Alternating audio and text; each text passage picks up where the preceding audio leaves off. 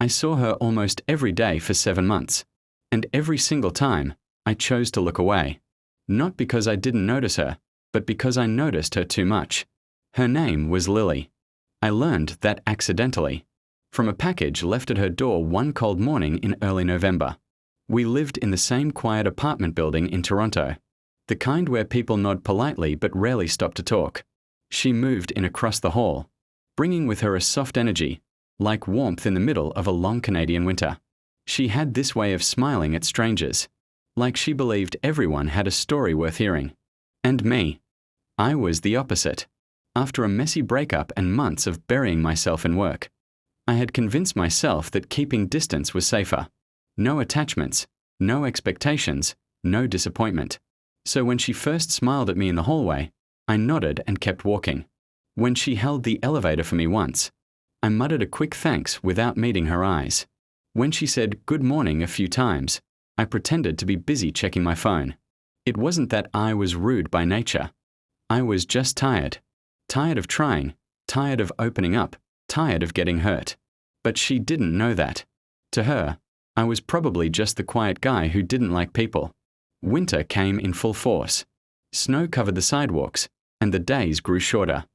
I'd come home late most nights, exhausted, only to occasionally hear soft music playing from her apartment. Sometimes laughter, sometimes silence. There were moments I stood outside my door a little longer than necessary, just listening, wondering what kind of life she lived on the other side. One evening, the power went out in the entire building during a snowstorm. The hallway was dark, and I fumbled with my keys, frustrated and cold. Then I heard her voice. "Hey, do you have a flashlight?" I turned, and there she was, wrapped in a cozy sweater, holding her phone like a dim little lantern. For the first time in months, I actually looked at her properly. Her eyes were kind, but there was a hint of uncertainty, like she wasn't sure how I'd respond. I hesitated. Old habits. Then I said, "Yeah, I think so."